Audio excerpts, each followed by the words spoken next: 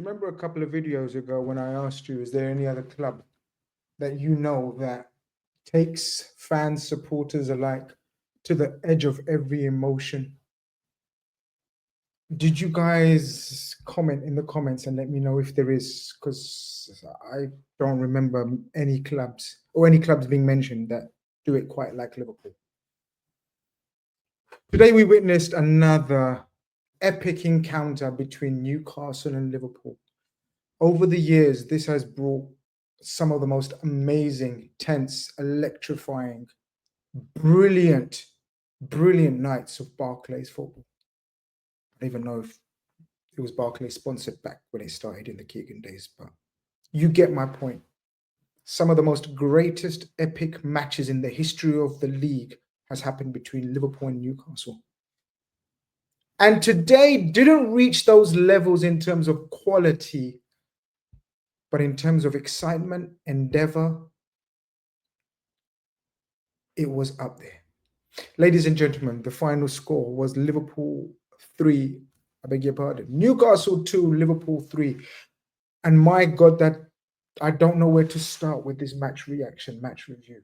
I'm excited, I'm happy, I'm over the moon, I'm angry, I'm frustrated, all of those emotions all rolled into one.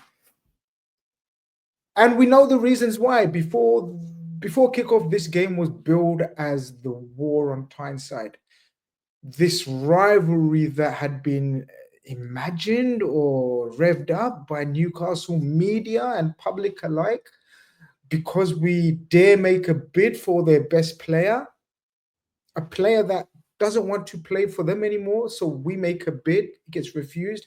We say, okay, no problem. You let us know if you're willing to sell him, and then we'll come back with a bid, another bid. Yet they've taken offense and created some of the most toxicity and negativity between the two clubs. And I've never known it like that. And I've been supporting Liverpool a long, long time, but never saw them as rivals. Rivalry, what? That's now 18 games in the Premier League. You haven't beaten us. You ragdolled us in the Carabao Cup final. Fair play. Why did you do this? And of course, it carried on into the game with challenge after challenge, which actually they started off the game really brilliantly, as you expect. Passionate crowd behind them, high octane energy, challenges going in. Wasn't happy with Liverpool's start to the game. We tried relaxing the ball. We tried to dampen the atmosphere, but we couldn't quite get in grip of the game. Their midfield were doing what they do to us in the cup, what they done to us in the cup final. And I wasn't happy. But then Gravenberch gets the ball and shifts it to the side. And we know Gravenberch has a strike, and we know Gravenberch should do it more often. And Gravenberch strikes the ball and it goes into the back of the net. Cool, calm, great finish. And then we have a bit of control, but not for long. And the next major incident is because the crowd's already riled up and they're already pissed off, and because they've just conceded a goal and they were not meant to, it wasn't meant to be played out like this. One of their co-owners before the match tweeted into them. He deleted it by halftime, by the way. Into them. And that's exactly what Anthony Gordon done. Probably read that tweet and thought, into Virgil van Dijk. Brainless, stupid, rash, dangerous, reckless challenge that resulted in a red card. And how the referee didn't give that on the pitch, of course, I don't understand. But he didn't. And he went to VAR, and then the world saw that it was a nasty challenge, right down the back of his calf and Achilles. And Virgil showed the marks. Virgil doesn't stay down. We know this. We know this. And I feared the worst. Feared the worst for Virgil. 10 men, Newcastle, and they deserved that because of the atmosphere they had built up. They should have concentrated on the game. They were playing well. They got wrapped up. This is why in these situations you have to act like you've been here before. You have got to act like you've been to hostile atmospheres and brilliant stadiums, and there's crowds against you. And look, I said it before the game. Newcastle have as passionate backing any ground, any team in Europe. But you've got to control those emotions. Gumaraj was lucky to stay on the pitch by the end. We know Joe Linton is a thug. He's just a thug. I'm going to call a spade a spade. He's a thug. He goes around elbowing, pushing, shoving, throwing his weight around. And referees need to start clamping down on that shit, man. It's not pretty. But back to the game, and it's 1-0 and it's half time. And I'm thinking, okay, just relax the ball. And second half, the spaces appear because they put in a lot of energy. Liverpool, calm down. I thought Gakpo was quiet. I thought Salah was quiet. I thought Curtis Jones was quiet. I thought, I thought Ekitike was lively, and it's Ekitike again straight after halftime with a crisp Ekitike side foot sublime finish before Slot has even taken his seat in the dugout seats. Beautiful crisp finish. That's going to be an Ekitike trademark finish, by the way.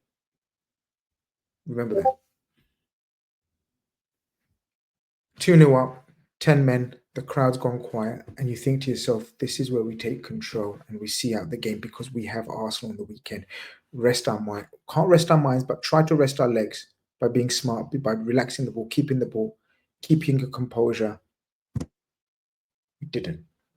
We still didn't control the game at any stage. In terms of, we had control of the game because of the scoreline and the dominance in men, in a numerical advantage, but no real control footballing wise, if you know what I mean. We just passed for the sake of passing, kept possession for the sake of possession. We couldn't really pick them off. We couldn't really kill them. A few Newcastle players were floundering. You could see the tension had taken its toll in them and they were tiring because they had put a lot of effort in. And then Milos Kerkez goes sleep at the far post and don't know what he tries to do. Obviously, Bruno Guimaraes is bigger and stronger than him, but you've got to make a challenge there, make it difficult. When the attacker can score from a header like that without having to jump high, and it's not good look for the defender. Milos Kerkez had to engage there. Instead, he tried to just sort of arch his back and put him off. It doesn't work when the attacker is more aggressive and focused. 2-1, and you think to yourself, okay, look, they've got to go back, and but we still have control, and we should have control. That's a warning sign. That's the warning we needed. That's the kick up the backside we needed. So now let's just calm down and pick them off. We didn't do that again. I don't remember us creating chances when it was 10 against 11. I don't know why. Put it down to, as I said, I thought Gakpo was atrocious. I thought Salah was atrocious. Wirtz didn't have a good game either. He was very quiet. Again, he'll have to get up to the speed and physicality of the Premier League. No panic stations.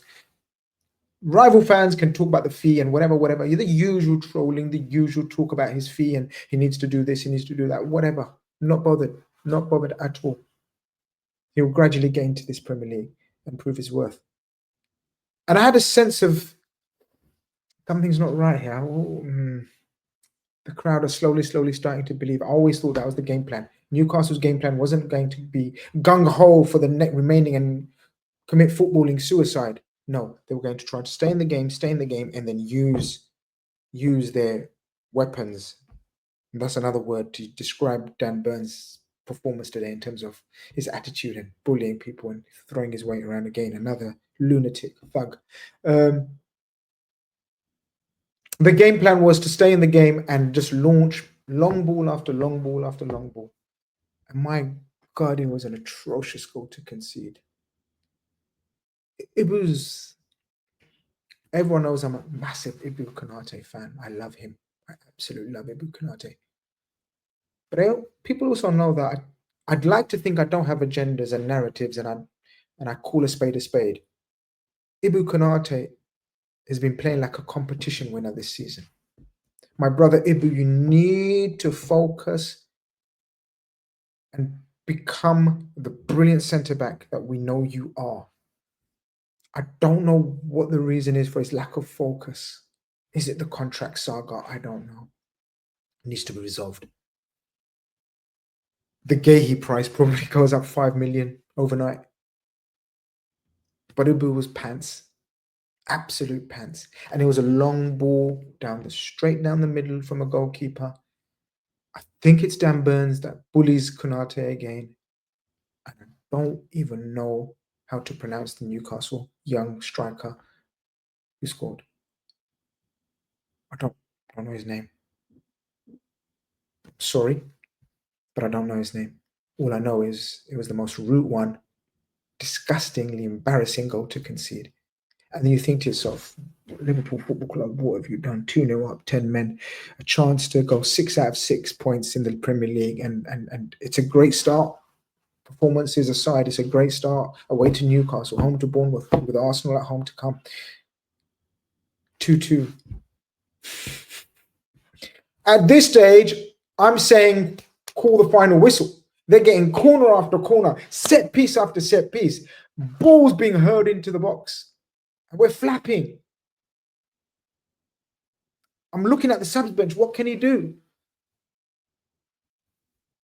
Brings on Harvey Elliott, Rio, young Rio, two of the shortest players, youngest players in the pitch. Bunch of kids up against giants and men. Talk about throwing him into the lion's den, the cauldron, the arena, the Colosseum. But we know Harvey can keep the ball moving and ticking, and that's exactly what he done in those final few moments. And Rio, just before his goal, had a little dribble, should have got a free kick. Shows us what he's about. Fearless young lion, this kid. He will go to the very, very top, inshallah. We managed to put a footballing move together. In the 96th or 7th minute, we actually string 10, 15 passes together, work them from side to side. Ball gets played into Sabozalai, who does the most sublime dummy. And guess who is there to hit a first-time shot into the corner of the net, giving Liverpool a 3-2 win? Young Rio. Wow. What an introduction. What a moment. What a moment for the kid that will have many, many more moments like this in his career. But my God, I jumped up and down as high as I can in this day and age. Fantastic.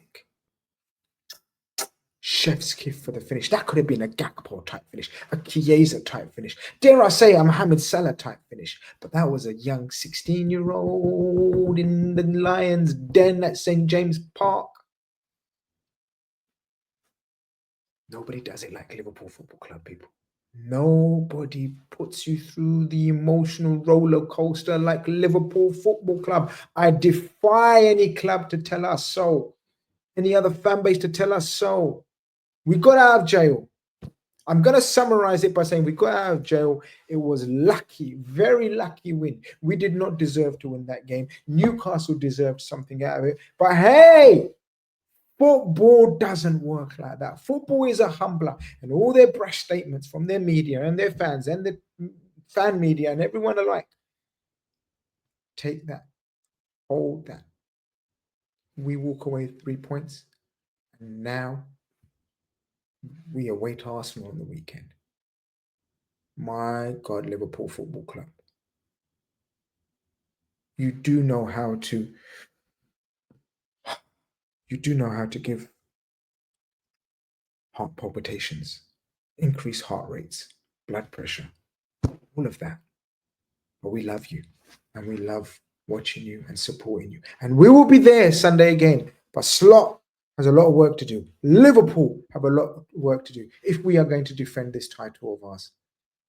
But we're off with 6 points out of 6. And tonight will go down again in many a memory of a Liverpool-Newcastle classic. Ladies and gentlemen, leave your comments for man of match. For me, it was absolutely easy. It's Dominic Szoboszlai. My God, what a performance. Let me know who your man of the match was. Let me know what your thoughts were in the comment section, and I'll see you for the next post-match reaction or next video. Like and subscribe if you haven't. Peace, love, trying.